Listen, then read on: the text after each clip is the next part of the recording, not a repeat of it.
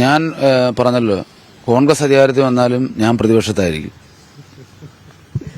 ഇടതുപക്ഷത്തിനോടൊപ്പം നിന്നിരുന്ന കരുനാഗപ്പള്ളി കഴിഞ്ഞ തിരഞ്ഞെടുപ്പിലാണ് CR മഹേഷിലൂടെ UDF പിടിച്ചെടുത്തത്.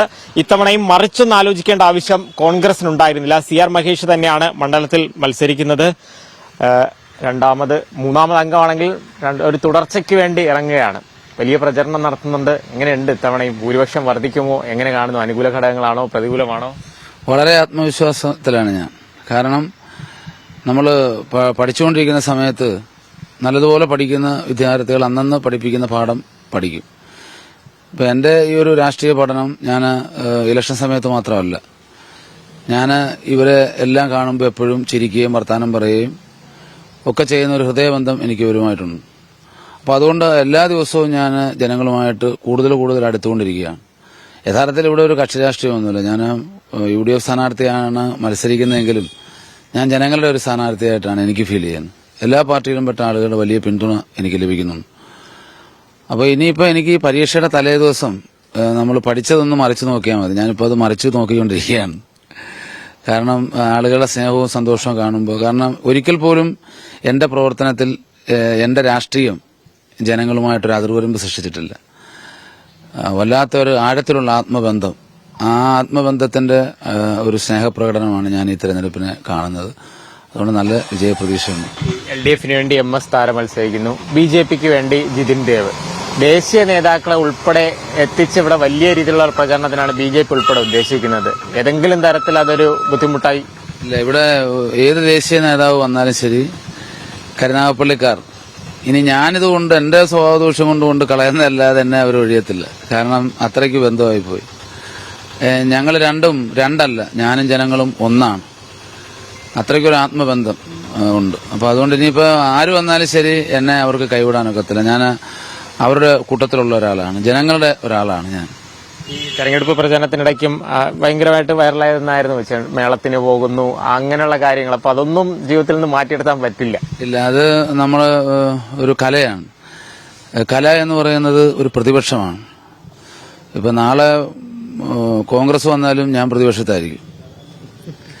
എന്റെ പ്രവർത്തനം പ്രതിപക്ഷ പ്രവർത്തനമാണ്, പാവപ്പെട്ട സാധാരണക്കാർക്ക് വേണ്ടിയിട്ടുള്ള പ്രവർത്തനമാണ്. അപ്പൊ അതുകൊണ്ട് നാടകം, ഇപ്പൊ കഴിഞ്ഞ ദിവസവും പോയി നാടകം കണ്ടു. ചെണ്ട കൊട്ടാൻ വിളിച്ചാൽ പോയി ചെണ്ട കൊട്ടും. അപ്പൊ അത് കലയാണ്, അത് അങ്ങനെ ഉപേക്ഷിക്കാൻ പറ്റില്ല. ഈ ഇടയ്ക്ക് വലിയൊരു പ്രശ്നം ഉണ്ടായത് നാടകവുമായി ബന്ധപ്പെട്ട് തന്നെയാണ്. സംഗീത നാടക അക്കാദമിയിൽ നിന്നും വലിയ രീതിയിലുള്ള പ്രശ്നങ്ങളും അതിന്റെ പ്രതിഷേധങ്ങളൊക്കെ വരുത്തേണ്ടി വന്നു. കോൺഗ്രസ് ആണ് അല്ലെങ്കിൽ UDF ആണ് അധികാരത്തിൽ വരുന്നതെങ്കിൽ എല്ലാവർക്കും ഒരുപോലെ ആവിഷ്കാര സ്വാതന്ത്ര്യം നൽകുന്നതിന് വേണ്ടി നിലനിൽക്കും. തീർച്ചയായിട്ടും. അത് ഞാൻ പറഞ്ഞല്ലോ, കോൺഗ്രസ് അധികാരത്തിൽ വന്നാലും ഞാൻ പ്രതിപക്ഷത്തായിരിക്കും. അപ്പൊ അത് വലിയൊരു മെസ്സേജാണ് നൽകുന്നത്. പിന്നെ ഒരു കാര്യം കൂടെ, ഈ അടുത്ത ദിവസങ്ങളിൽ ഏറ്റവും ചർച്ചയാവുന്നതാണ് ഡീൽ ആരോപണങ്ങൾ. ഇപ്പൊ കൊല്ലത്ത് പോലെ ഉണ്ടെന്നുള്ളതാണ് കഴിഞ്ഞ ദിവസം KN ബാലഗോപാൽ പറഞ്ഞത്. KN ബാലഗോപാലുണ്ട് എന്നുള്ളത് തിരിച്ച് ഐഷ പോറ്റിയും പറഞ്ഞു. അങ്ങനെ എന്തെങ്കിലും ഈ ഡീൽ വിഷയങ്ങൾ കരുനാഗപ്പള്ളിയിലുള്ളതായിട്ട് തോന്നുന്നുണ്ട്? എനിക്ക് യഥാർത്ഥത്തിൽ എനിക്ക് ഇങ്ങനെയുള്ള ഈ സാങ്കേതിക പ്രശ്നങ്ങളൊന്നും എനിക്കറിയത്തില്ല. ഈ അടിയൊഴുക്കൊന്നും എനിക്കറിയത്തില്ല. എനിക്കൊരു ഡീലുണ്ട്, അത് ജനങ്ങളുമായിട്ടാണ്. അത് മാത്രമേ എനിക്കറിയാവൂ. ഈ രണ്ടാം ടൈം കിട്ടുകയാണെങ്കിൽ ഇപ്പോൾ പൂർത്തിയാക്കാൻ പറ്റാത്ത ഒത്തിരി കാര്യങ്ങൾ ഉണ്ടാകുമല്ലോ. പ്രതിപക്ഷത്തിരിക്കുമ്പോൾ അതിന്റേതായിട്ടുള്ള കുറച്ച് ഇതുണ്ട്. രണ്ടാം ടൈം കിട്ടുമ്പോൾ എന്താണ് പെട്ടെന്ന് കാണുന്ന കുറെ ഒരു കണ്ടിന്യൂ? അല്ല, എനിക്ക് ഇവിടെ ചെയ്യാനുള്ള ജോലികളെല്ലാം ഞാൻ ചെയ്തു വെച്ചിരിക്കുകയാണ്. ഇനി എനിക്ക് എവിടെങ്കിലും ആത്മസംതൃപ്തിയോടെ ഇരുന്ന് ഈ വർക്ക് മോണിറ്റർ ചെയ്താൽ മതി. കാരണം വലിയ പദ്ധതികളെല്ലാം ഈ പ്രതിസന്ധി ഘട്ടത്തിലും തുടക്കമിടാൻ സാധിച്ചു. ഇപ്പോൾ ചുറ്റുമൂല മേൽപ്പാലത്തിന്റെ പണി നടന്നുകൊണ്ടിരിക്കുകയാണ്. കാട്ടിക്കടവ് പാലത്തിന്റെ പണി ആരംഭിച്ചു. ഗവൺമെന്റ് കോളേജിന്റെ പണി ആരംഭിച്ചു. ഇനി അത് കൃത്യമായിട്ടും കരാറുകാരനെ കൊണ്ട് പണി പൂർത്തീകരിച്ചാൽ ഒരു വികസനത്തിന്റെ കാര്യത്തിൽ കരുനാഗപ്പള്ളി ഒരു വലിയ മുന്നേറ്റം സൃഷ്ടിക്കാൻ പറ്റും. പിന്നെ ഇപ്രാവശ്യം ഒന്നാം പിണറായി സർക്കാരിന്റെ കൂട്ടായിരുന്നില്ലല്ലോ. രണ്ടാം പിണറായി സർക്കാർ പശ്ചാത്തല വികസനത്തിന്റെ കാര്യത്തിൽ കുറച്ച് അവതാളത്തിലാണെന്ന് അവരുടെ പാർട്ടി തന്നെ കണ്ടെത്തിയതാണ്.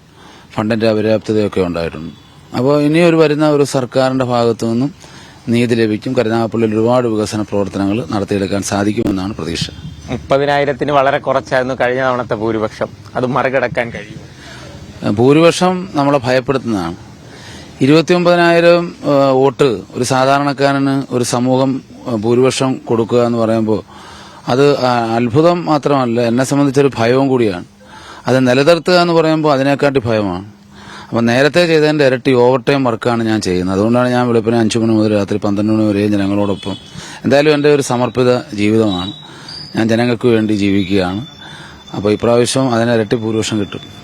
അപ്പോൾ വിജയാശംസകൾ.